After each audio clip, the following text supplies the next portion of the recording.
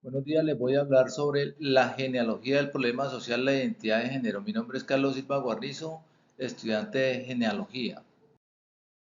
Vamos a hablar sobre la temática del concepto y la identidad de género. Para hablar de la temática de este concepto, vamos a mirar cómo ha evolucionado y se va a estudiar la emergencia del movimiento feminista, la aparición de la teoría Kerr, la época actual de los derechos de la población LGTBI y unas preguntas sobre el análisis genealógico. ¿Cómo ha evolucionado el concepto?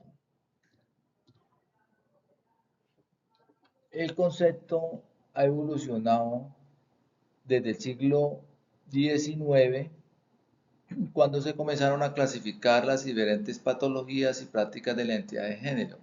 La medicalización del sexo en el siglo XIX. Se crearon categorías que definían la sexualidad y se consideraron las desviaciones de ciertas prácticas que no se ajustaban a la norma heterosexual.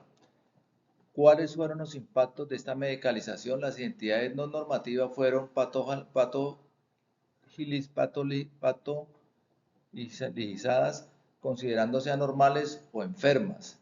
Se reforzó la idea de que el género es una categoría binaria.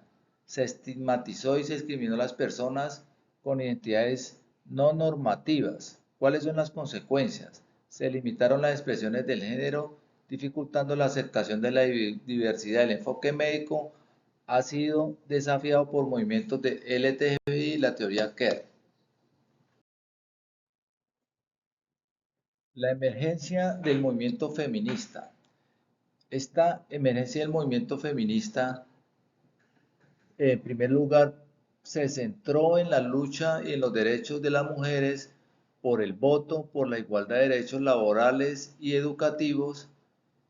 ¿Cuáles fueron las fases? Una primera fase de 1960 a 1980, en el cual se dieron movimientos liberalistas y movimientos radicales buscando que la identidad de género fuera reconocida como una categoría.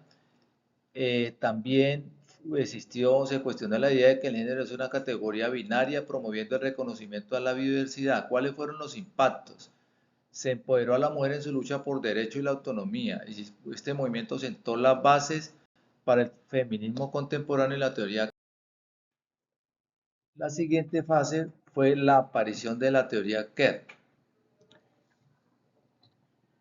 En este sentido, la teoría que propone la comprensión del género de forma diversa, alejándose del concepto binarista hombre y mujer.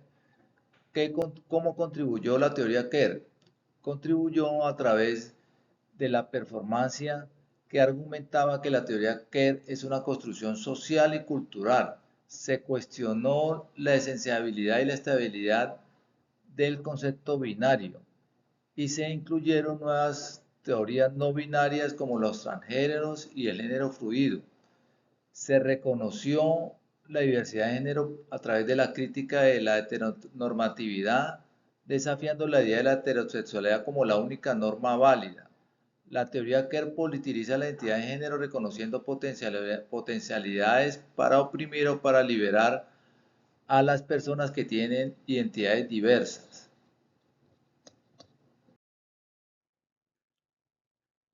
En la fase de la época actual y la lucha por los derechos de la población LGTBI, se tiene que esta fase se inicia en 1920 y también se centró en la lucha feminista de las mujeres por adquirir derechos.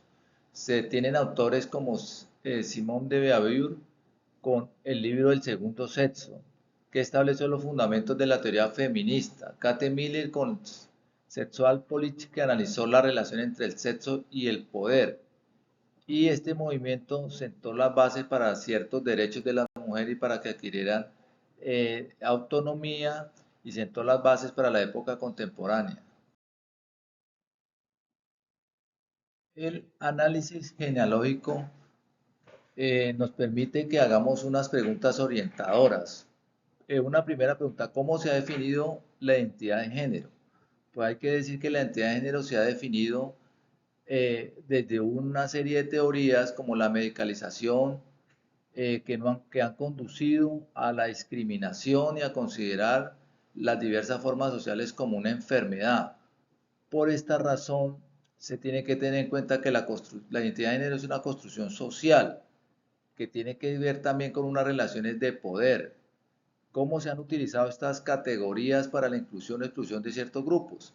Pues se han utilizado en el sentido de que los grupos dominantes, por medio del heteronormativismo, han excluido ciertos comportamientos diversos sexuales como anormales y alejados de la norma.